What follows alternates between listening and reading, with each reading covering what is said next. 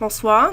Pour cette présentation, vous avez besoin de votre manuel de classe, un stylo, un crayon, un cahier de notes pour prendre des notes, et c'est tout, aucun autre matériel.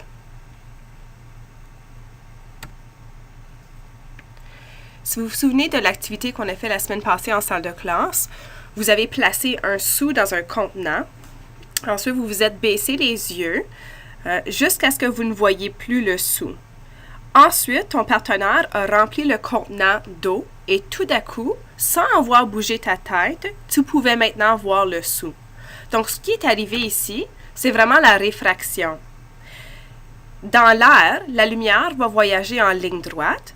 Par contre, dans un deuxième milieu, la direction et la vitesse de la lumière va changer. Donc ici, ce qui est arrivé, c'est que la lumière est passée de l'eau à l'air. Elle est passée d'un milieu plus dense à un milieu moins dense. Donc le rayon qui s'est réfracté s'est écarté de la normale. On va le voir davantage plus tard.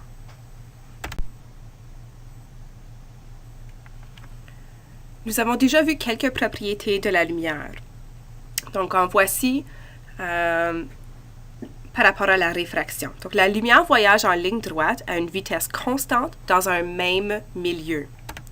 Donc, dans le vide, dans l'espace, à l'extérieur de l'atmosphère de la planète, dans le vide, la lumière voyage à 300 millions de mètres par seconde. Donc, elle voyage très, très, très rapidement. Dans tous les autres milieux, la lumière voyage moins vite. Donc, lorsque la lumière change de milieu, elle va aussi changer de direction et elle va changer de vitesse. Donc, dans un même milieu, la vitesse est constante, la ligne est droite. Mais dans un deuxième milieu ou dans un milieu avec un indice de réfraction différent, on va avoir un changement de direction et un changement de vitesse pour la lumière. Donc, qu'est-ce que la réfraction? La réfraction, c'est la déviation de la lumière quand elle entre dans un second milieu qui a un indice de réfraction différent de celui du premier milieu. Donc, comme vous avez fait dans votre expérience, la lumière, les rayons incidents qui quittaient le sou, passaient dans l'eau, qui était un milieu, ensuite devaient traverser la frontière et rentrer dans un deuxième milieu qui était l'air avant d'atteindre tes yeux. Donc, tu avais deux milieux ici. Tu avais l'eau et l'air. Donc, la lumière du Soleil, un autre exemple, la lumière du Soleil qui passe par l'atmosphère de la planète Terre doit passer dans un deuxième milieu. À l'extérieur de l'atmosphère, toutes les couches de gaz qui entourent la planète, on a un premier milieu avec un indice de réfraction de 1, parce que c'est l'espace vide.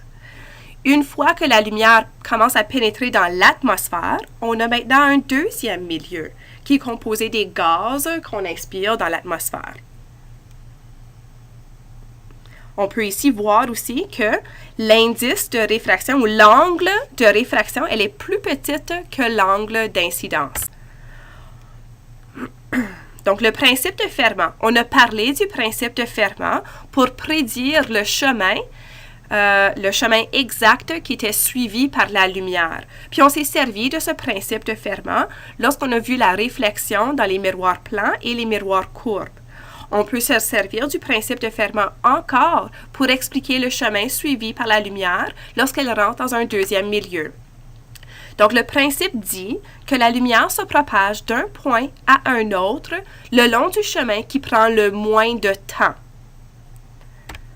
Dans un même milieu, ce chemin est toujours une ligne droite. Le point le plus court entre A et B, c'est toujours une ligne droite.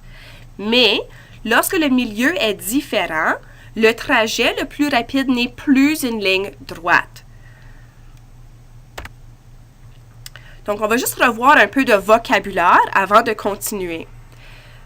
Donc, le premier rayon, le rayon qui se propage vers le deuxième milieu, s'appelle le rayon incident, un peu comme le rayon qui frappe le miroir. Le rayon du soleil qui frappe le miroir est un rayon incident. Ici, le rayon qui pénètre dans le deuxième milieu, donc qui qui passe par la frontière et rentre dans le deuxième milieu s'appelle le rayon réfracté. Donc, tu as un rayon d'incidence et un rayon de réfraction. On trace la normale ici de manière qu'elle est perpendiculaire à la frontière entre les deux milieux. Donc, l'angle du rayon incident à la normale s'appelle l'angle d'incidence. Si on prend le rayon réfracté et on mesure l'angle jusqu'à la normale, on voit l'angle de réfraction.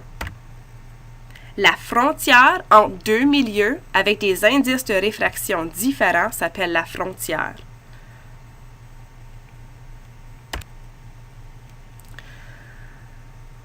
Donc, lorsque la lumière passe d'un milieu à un prochain milieu, elle va soit se rapprocher de la normale ou elle va s'éloigner ou s'écarter de la normale.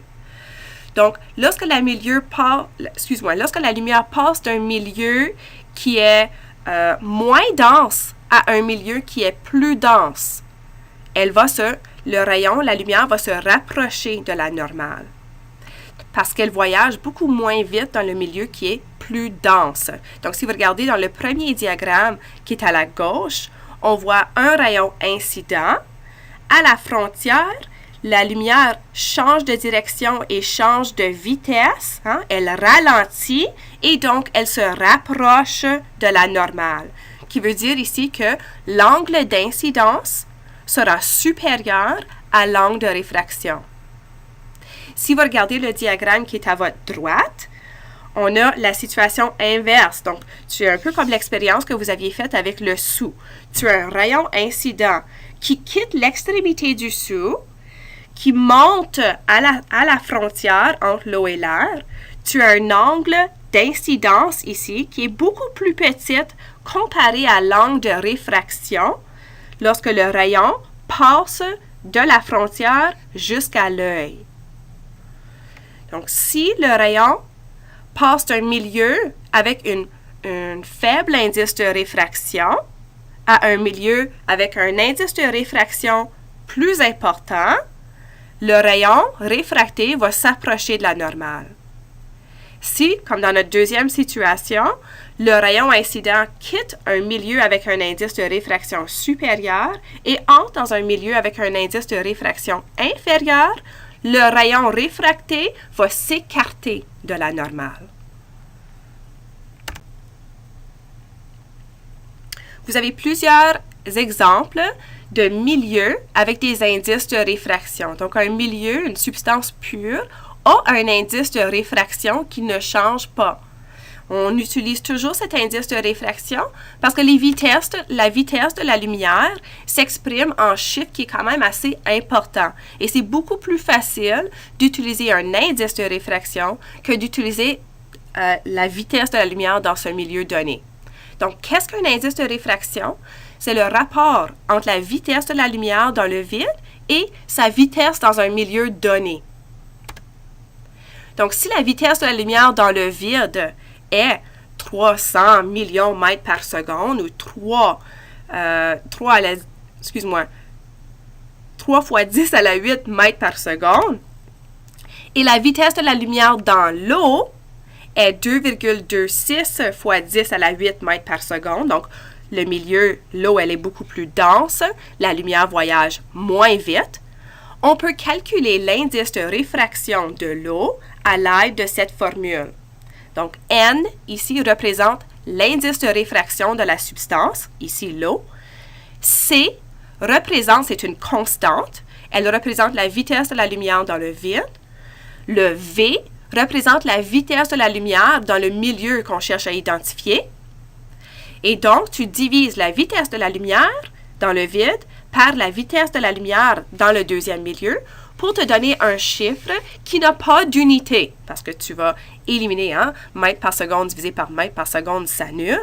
Donc, ça te donne un chiffre 1,33 qui est l'indice de réfraction de l'eau.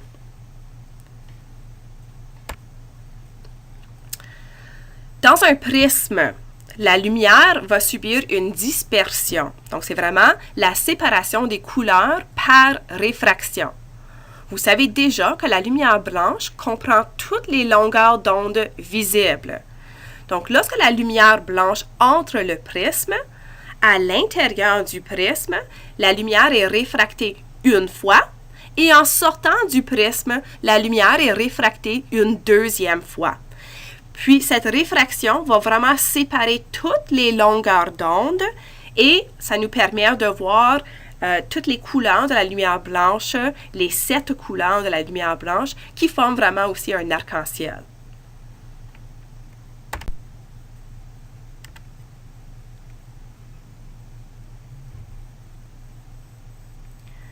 Prenez quelques minutes maintenant pour faire le résumé de la présentation. Tu peux faire ton résumé d'une de deux formes. Donc, soit tu peux faire des notes diversifiées. En faisant des notes diversifiées, tu dois te servir de titres et de sous-titres et quelques explications en style télégraphique. Tu peux toujours ajouter des diagrammes à noter ou tu peux résumer sous forme de phrase complète. Donc, c'est ton choix, soit sous forme de notes diversifiées ou en phrase complète. N'oublie pas aussi d'ajouter les questions que tu te poses. J'aimerais bien que vous partagez ces questions-là demain en salle de classe. Bonne soirée!